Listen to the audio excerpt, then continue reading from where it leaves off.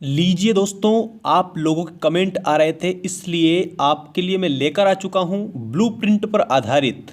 ठीक, ध्यान रखेंगे आप। ब्लूप्रिंट पर आधारित प्रश्नों के उत्तर। और ये जो ब्लूप्रिंट पर आधारित क्वेश्चन है दोस्तों, ये कक्षा 12वीं और कक्षा 10वीं दोनों के लिए कॉमन क्वेश्चन में लेकर आया हूं। ठीक, मैंने ब्लूप्रिंट अच्छे से देख रखी है मध्य प्रदेश वाले विद्यार्थियों के लिए, और ब्लूप्रिंट पर आधारित क्वेश्चन ही मैं आपके लिए लेकर आया हूं। तो हिंदी में जो पद्य साहित्य का इतिहास है ना दोस्तों, उस पद्य साहित्य के इतिहास से जितने भी क्वेश्चन बनेंगे आपके, उन सारे क्वेश्चनों को आज हम डिस्कस करने वाले हैं। ठीक, तो आप देखिए, उन क्वेश्चनों में से हम जानेंगे पद्य साहित्य का इतिहास, हिंदी साहित्य के इतिहास को कितने भागों में विभाजित किया गया है, और आदिकाल या वीरगाथा काल। मतलब इस वीडियो में हम आज आदिकाल और वीरगाथा काल को कंप्लीट कर लेंगे। आदिकाल और वीरगाथा काल से जितने भी क्वेश्चन पूछे जाएंगे, ठीक, उनके सारे आंसर हम इस वीडियो में देख लेंगे।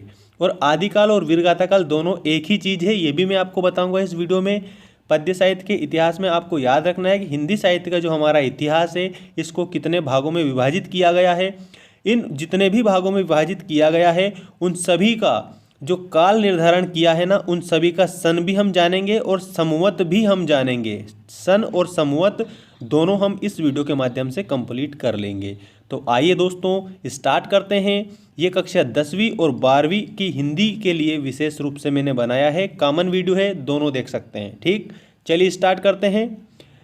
हिंदी साहित्य का जो इतिहास है ना, उसमें आपको मैं बताने वाला हूँ हिंदी साहित्य के इतिहास का काल निर्धारण, और उसके बाद में आदिकाल वीरगाथा काल के कवि और उनकी रचनाएं। ठीक है, तो ये आ चुका है आपके सामने हिंदी साहित्य का इतिहास। ठीक है दोस्तों, हिंदी साहित्य के इतिहास में आपको यहाँ इस प्रकार से थोड़ा सा याद रख लेना है। इसके बाद अपन मेन क्वेश्चन डिस्कस करेंगे। हिंदी साहित्य में लगभग 1000 वर्ष का जो इतिहास है, केवल काव्य का इतिहास है। किसका? केवल और केवल काव्य खंड का इतिहास है। हिंदी की इसी समृद्ध परंपरा में भारतीय समाज की बदलती परिस्थितियां और बदली जन चेतना को स्पष्ट रूप से परिलक्षित किया गया है। हिंदी साहित्य का आधुनिक काल पद्य एवं गद्य की विधाओं का विकास काल है। आधुनिक काल है ना, वो विकास काल है। कौन सी विधाओं का? याद रखना, पद्य की और गद्य की। गद्य और पद्य दोनों की विधाओं का ये विकास काल भी है। और आधुनिक काल साहित्य की समस्त विधाओं का इतिहास है। ठीक है, आधुनिक जो काल हमारा है, ये साहित्य की जो समस्त विधाएं हैं ना, इनका काल है। रचनाओं की केंद्रीय प्रकृति के आधार पर ही विभिन्न कालों का नामकरण किया गया है। यद्यपि प्रत्येक युग में विविध विषयों पर आधारित कविताएं रची गई हैं। ठीक है ना। अब हम बात कर लेते हैं दोस्तों, हिंदी साहित्य के इतिहास को कितने भागों में विभाजित किया गया है। तो अगर इस प्रकार से प्रश्न बनता है कि हिंदी साहित्य के इतिहास को कितने भागों में विभाजित किया गया है, तो दोस्तों आपको बताना है कि हिंदी साहित्य के इतिहास को 4 भागों में विभाजित किया गया है। ठीक, यहाँ पर आपको ध्यान रखना है। हिंदी साहित्य का जो काल निर्धारण किया है ना, हिंदी साहित्य के जो भाग बताए हैं, हिंदी साहित्य के इतिहास के जो भाग बताए हैं, वो 4 भाग हैं। ठीक है, सबसे पहला भाग है आदिकाल। आदिकाल का अन्य नाम एक और है वीरगाथा काल। आदिकाल को वीरगाथा काल के नाम से भी जाना जाता है। प्रश्न इस प्रकार से अगर बना कि किस काल को वीरगाथा काल के नाम से जाना जाता है, तो उसमें आप बताएंगे आदिकाल को वीरगाथा काल के नाम से भी जाना जाता है। इसका सन है 993 से लेकर के तो 1318 तक। संवत 900 मतलब कह सकते हैं सन है संवत 1050 से लेकर के तो 1375 तक है। मतलब 1050 से लेकर 1375 तक ये संवत भी आपको याद रखना है, क्योंकि प्रश्न में कभी कभी संवत दे दिया, मान लीजिए 1050, मतलब 1350 से लेकर के, मतलब 1050 से लेकर के तो 1375 तक। ठीक, 1050 से 1375 तक। तो ये जो काल है, बताइए कौन सा काल है, तो आप उसमें क्लियर बताएंगे कि ये आदिकाल है। ठीक है, और सन में अगर पूछ लिया जाए तो सन में आप बताएंगे कि 993 से लेकर के तो 1318 तक का जो काल है, वो आदिकाल या वीरगाथा काल कहा जाता है। इसके बाद में आता है पूर्व मध्यकाल।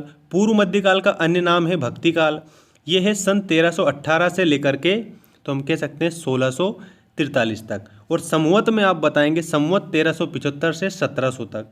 ठीक, इसके बाद में आता है उत्तर मध्यकाल, जिसको रीतिकाल के नाम से भी जाना जाता है।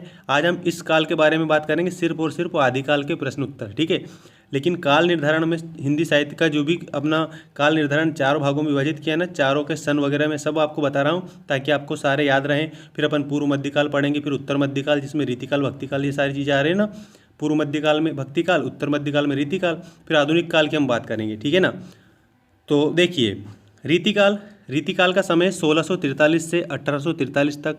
संवत है, ये है आपका 1700 से लेकर के तो 1900 तक, ठीक है ना। यहाँ पर थोड़ा सा मिसप्रिंट हुआ है, यहाँ पर 1700 से लेकर संवत 1700 से, ठीक, 1700 से कह सकते हैं कि 1700 से 1900, 1700 से 1900 तक ये हमारा रीतिकाल, जिसको उत्तर मध्यकाल के नाम से भी जाना जाता है। आधुनिक काल जो है दोस्तों 1843 से आज तक आधुनिक काल है, और ये संवत 1900 से आज तक, ये संवत 1900 से आज तक, ठीक। ये कौन सा काल है तो आप बताएंगे इसमें आधुनिक काल, इसका आपका कंप्लीट इस प्रकार से हो जाएगा, ठीक है ना। तो दोस्तों ये तो हुआ आपका हिंदी साहित्य के जो इतिहास है उसका काल निर्धारण। ये आप पूरा का पूरा याद कर लेना। इसमें से ऑब्जेक्टिव टाइप जितने भी क्वेश्चन बनेंगे ना, सारे के सारे आपको कंप्लीट कर लेना है। आपको मैं बता दूं कक्षा 10वीं में 17 नंबर का ये इकाई खंड है, जिसमें 7 वस्तुनिष्ठ प्रश्न पूछे जाएंगे, ठीक है ना। और बाकी 2 अंक के क्वेश्चन रहेंगे, 2 और 3 अंक के, मतलब 2 और 1 4 अंक का एक क्वेश्चन रहेगा, याद रखना, जिसमें परिचय वगैरह ये होते हैं। अब हम बात करते हैं मुख्य क्वेश्चनों की। ये तो हुई हिंदी साहित्य के इतिहास का जो काल निर्धारण है वो। अब पहला क्वेश्चन आप देखिए दोस्तों, पहला क्वेश्चन आपके सामने आ चुका है, आदिकाल या वीरगाथा काल किसे कहते हैं। प्रश्न आया आदिकाल या वीरगाथा काल किसे कहते हैं, तो आप बताएंगे आदिकाल या वीरगाथा काल हिंदी का आरंभिक काल था, इसलिए इसे आदिकाल नाम दिया गया है। आदि, देखो यहाँ पर मैं लिखकर बता रहा हूँ, ठीक है। आदि मतलब होता है प्रारंभ, ठीक। आदि मतलब क्या होता है, प्रारंभ। तो हिंदी साहित्य का, किसका, हिंदी साहित्य का जो प्रारंभिक काल है उसको आदिकाल के नाम से जाना गया, ठीक। और वीरगाथा काल इसको क्यों कहा जाता है ये भी मैं बता दूं कि वीरों के बारे में इसमें वर्णन किया है कविताओं में, इसलिए इसे वीरगाथा काल कहा गया है। चलिए देखते हैं पूरा उत्तर। आदिकाल या वीरगाथा काल हिंदी का आरंभिक काल था, इसीलिए इसे आदिकाल नाम दिया गया। इस काल में वीरों की जीवन कथा पर आधारित गाथा प्रधान कविताएं रची गई थी। किसके, वीरों के, ठीक है ना। अगर वीरों के जीवन के बारे में बताएगा, वो गाथा अगर गाई जा रही है और वीर पर आधारित है, तो वो जो इन कविताओं के आधार पर ही इस काल को वीरगाथा काल कहा गया। इन कविताओं को रचने वाले चारण और भाट हुआ करते थे। याद रखना, जो वीरतापूर्वक जो कविताएं लिखी जाती थी उनको रचने वाले कौन हुआ करते थे, चारण, या फिर हम कह सकते हैं चारण और भाट हुआ करते थे। अब चारण और भाट हुआ करते थे ना, इसी काल को इसी कारण क्या बोला जाता है, चारण काल भी बोला जाता है। कौन सा काल बोला जाता है, चारण काल भी बोला जाता है। कविताएं रचने वाले चारण और भाट हुआ करते थे, इसीलिए इस काल को चारण काल भी कहा जाता है। तो याद रखना, चारण काल किसे कहा जाता है, तो आप उसमें बताएंगे आदिकाल, ठीक, आदिकाल या फिर वीरगाथा काल। आदिकाल या वीरगाथा काल को चारण काल के नाम से भी जाना जाता है। ये पहला प्रश्न आपका कंप्लीट हुआ। दूसरा प्रश्न देखिए, दूसरा प्रश्न ये आपका बनेगा। दूसरा प्रश्न क्या बनेगा ये देख लीजिए। ये आपका दूसरा प्रश्न इस प्रकार से बनेगा, आदिकाल या वीरगाथा काल की प्रमुख प्रवृत्तियां विशेषताएं बताइए। जो प्रवृत्तियां होती है ना, ठीक, जो प्रवृत्तियां हैं इन्हीं को हम विशेषताएं कहते हैं, ठीक है ना, ये ध्यान रखना। इन्हीं को क्या कहते हैं, इन्हीं को हम विशेषताएं कहते हैं। तो प्रश्न इस प्रकार से बनेगा, आदिकाल की विशेषताएं बताइए या आदिकाल की प्रवृत्तियां बताइए, या फिर इस प्रकार से बन गया कि वीरगाथा काल की प्रवृत्तियां या विशेषताएं बताइए, तो भी आपको एक ही लिखना है, ठीक है। तो बिल्कुल सिंपल परिभाषा, सिंपल चीज़ मैं आपको बता रहा हूँ, लिख लेना, अच्छे से कंप्लीट कर लेना। चैनल को सब्सक्राइब जरूर कर लेना। क्यों, क्योंकि हमने लक्ष्य रखा है 1 लाख सब्सक्राइबर का। कितने लाख सब्सक्राइबर का, 1 लाख सब्सक्राइबर का लक्ष्य रखा है दोस्तों, इस साल कंप्लीट हो जाने चाहिए, ठीक है। देखिए, आदिकाल या वीरगाथा काल की प्रमुख विशेषताएं इस प्रकार है। वीर रस की प्रधानता, वीर रस की प्रधानता मतलब कह सकते हैं कि आदिकाल में वीर रस की प्रधानता रही है। दोस्तों, वीर रस का स्थायी भाव उत्साह होता है, ठीक, वीर रस का स्थायी भाव उत्साह होता है, जहाँ पर वीरतापूर्वक, ठीक, जहाँ पर वीरतापूर्वक दृश्य, वीरतापूर्वक कार्य, अगर वीरतापूर्वक दृश्यों कार्यों का वर्णन हो वहाँ पर वीर रस होता है। वीर रस का स्थायी भाव उत्साह है। और आदिकाल में जो कवि हुए हैं, आदिकाल में जो लेखक हुए हैं, उन्होंने वीर रस प्रधान युक्त कविताएं रची है। इसके बाद में युद्धों का सजीव चित्रण भी उन्होंने किया है। अपने काव्य में किसका चित्रण किया है, तो युद्धों का उन्होंने सजीव चित्रण किया है, ठीक है ना। युद्धों का सजीव चित्रण किया मतलब युद्ध के बारे में भी उन्होंने काफ़ी अपनी कविताओं के माध्यम से बताने का प्रयास किया है, राजाओं के बारे में उन्होंने बताया है, ठीक। उसके बाद में हास्य मतलब कह सकते हैं आश्रयदाताओं, ये हास्यदाता नहीं है दोस्तों, आश्रयदाता हैं, मैं यहाँ पर लिख रहा हूँ, बिल्कुल आप सही करना, ठीक।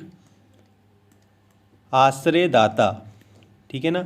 आश्रयदाताओं की प्रशंसा एवं उनका यशगान, आश्रयदाताओं की जो प्रशंसा है ना दोस्तों वो इन्होंने की है और उनका यशगान किया है। इसलिए किया है क्योंकि अगर मान लीजिए कोई भी कवि है, उसको राजा अपने यहाँ पर रहने के लिए स्थान दे देता है और कहता है कि आप यहीं पर खाइए पिए और रहिए और कविता करिए, तो फिर वो आश्रय हुआ। अब आश्रय हुआ तो आश्रयदाता कौन हुए? आश्रय देने वाले। तो कवियों को जो आश्रय देते थे तो वो आश्रय देने वाले की ही तो प्रशंसा करेंगे।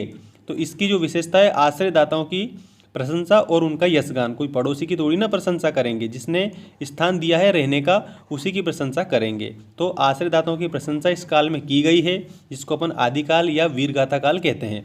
इसके बाद में ऐतिहासिक घटनाओं का चित्रण किया गया है, ये भी मुख्य विशेषता है, ऐतिहासिक घटनाओं का चित्रण। इसके बाद नेक्स्ट देखिए, इतिहास के साथ कल्पना का संयोग, ऐतिहासिक तथ्य गौण है। नेक्स्ट है श्रृंगार रस, ठीक है ना। नेक्स्ट जो विशेषता है दोस्तों वो है आपकी श्रृंगार रस, ठीक है। जो श्रृंगार जो रस है ना दोस्तों, श्रृंगार रस एवं अन्य रसों का भी इस काल में समावेश किया है। अब श्रृंगार रस की बात निकली है तो मैं आपको बता देता हूँ कि जो अपना जो श्रृंगार रस होता है ना, ये जो श्रृंगार रस जो होता है ये होता है मुख्य रूप से दो प्रकार का, ठीक है। एक तो होता है संयोग श्रृंगार और एक होता है वियोग श्रृंगार। जहाँ पर नायक और नायिका के मिलन का वर्णन हो वहाँ पर संयोग श्रृंगार है, और जहाँ पर नायक और नायिका के वियोग का मतलब बिछुड़ने का वर्णन हो वहाँ पर वियोग श्रृंगार होता है। और श्रृंगार रस का जो स्थायी भाव है ना, स्थायी भाव पूछ ले तो श्रृंगार रस का स्थायी भाव होता है रति, ठीक है ना। श्रृंगार रस का स्थायी भाव रति है। इसके बाद में अगला देखिए, प्राकृत, अपभ्रंश, डिंगल एवं पिंगल भाषा का प्रयोग। प्राकृत, अपभ्रंश, डिंगल और पिंगल ये दोनों प्रकार की भाषा को इन्होंने प्रयोग किया है। तो ये विशेषताएं कंप्लीट हुई। किसकी विशेषताएं थी? तो आप याद रखना कि ये वीरगाथा काल या आदिकाल की प्रमुख विशेषताएं थी। अब अगला प्रश्न देखिए दोस्तों, आपका अगला क्वेश्चन इस प्रकार है। देखिए अगला क्वेश्चन अगर ऐसे आया, आदिकाल के प्रमुख कवि एवं उनके द्वारा रचित प्रमुख ग्रंथ कौन कौन से हैं, या फिर इस प्रकार से भी पूछ सकते हैं, वीरगाथा काल के प्रमुख कवि एवं उनकी रचनाएं लिखिए। तो एक ही बात है, आप उत्तर ऐसा कैसे लिख देना जैसे मैं बता रहा हूँ, आपका एक भी नंबर माइनस नहीं होगा, ठीक है। 10वीं और 12वीं दोनों विद्यार्थियों के लिए बता रहा हूँ, ठीक है। आदिकाल के प्रमुख कवि एवं उनकी रचनाएं निम्नलिखित है। पहले कवि हैं दोस्तों, देख सकते हैं चंद्रवरदाई। चंद्रवरदाई की रचना है पृथ्वीराज रासो। प्रश्न इस प्रकार बनता है कि पृथ्वीराज रासो किसकी रचना है, तो आप बता देंगे चंद्रवरदाई। या फिर इस प्रकार से प्रश्न बना कि चंद्रवरदाई की रचना का नाम बताइए, तो आप उसमें लिख देंगे पृथ्वीराज रासो, ठीक है। समझ रहे हैं ना किस प्रकार से करना है। अगला देखिए, नरपति नाल। नरपति नाल इस प्रकार से है, नरपति नाल, ठीक। ये यहाँ पर नालहा लिखा है, ये देख लेना थोड़ा।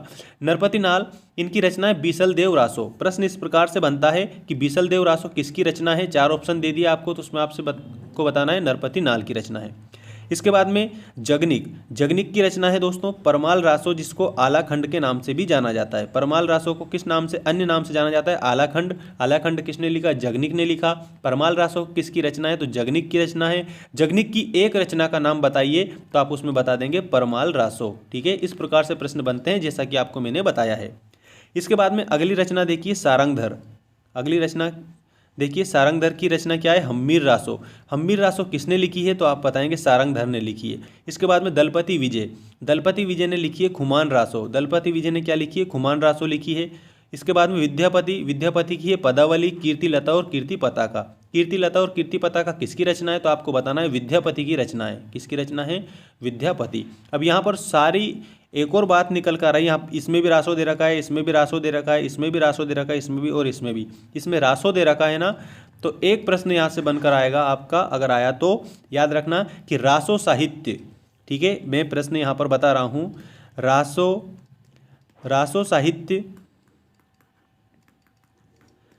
किस काल में लिखा गया, किस काल में लिखा गया।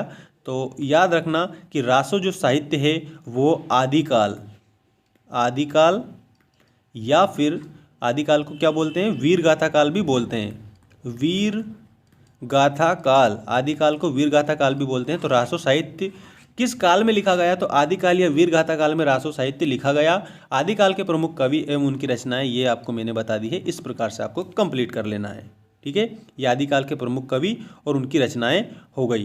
तो दोस्तों आज इस वीडियो में हमने क्या क्या जाना, आदिकाल के प्रमुख कवि एवं उनकी रचनाएं देखी, और उसके बाद में आदिकाल की प्रमुख प्रवृत्तियां या वीरगाथा काल की प्रमुख प्रवृत्तियाँ या विशेषताएँ देखी, और इसके अलावा आदिकाल या वीरगाथा काल किसे कहते हैं इसको भी हमने जाना। और इस वीडियो के माध्यम से और हमने सीखा हिंदी साहित्य के इतिहास को कितने भागों में विभाजित किया गया है। तो आप याद रखना, ये क्वेश्चन अगर बन गया कितने भागों में विभाजित किया गया है, तो 4 भागों में विभाजित किया गया है। 4 भागों में, आदिकाल, पूर्व मध्यकाल, ठीक है, उत्तर मध्यकाल और आधुनिक काल। आदिकाल को वीरगाथा काल कहा जाता है, पूर्व मध्यकाल को भक्ति काल कहा जाता है, उत्तर मध्यकाल को रीतिकाल कहा जाता है, और आधुनिक काल तो है ही सही। ठीक है, तो मिलते हैं दोस्तों नेक्स्ट वीडियो में। चैनल को अगर सब्सक्राइब नहीं किया तो चैनल को सब्सक्राइब जरूर कर लेना। और आपकी जानकारी के लिए एक चीज़ और मैं बता दूं कि menseducation.blogspot.com ये हमारी वेबसाइट है। इस वेबसाइट पर आपको विभिन्न प्रकार का एजुकेशन मटेरियल आपको मिल जाएगा, जो आपकी कक्षा 12वीं के लिए और कक्षा 10वीं के लिए मोस्ट इंपॉर्टेंट होने वाला है। मध्य प्रदेश के विद्यार्थियों के लिए विशेष रूप से है ही सही, और विभिन्न प्रकार के स्टेट लेवल के जो स्टूडेंट्स दूसरे स्टेट के भी हैं वो भी आप देख सकते हैं। मिलते हैं दोस्तों नेक्स्ट वीडियो में। चैनल को अगर सब्सक्राइब नहीं किया है तो जल्दी से चैनल को सब्सक्राइब कर लेना, ताकि आपको आने वाली अपडेट तुरंत प्राप्त होती रहे।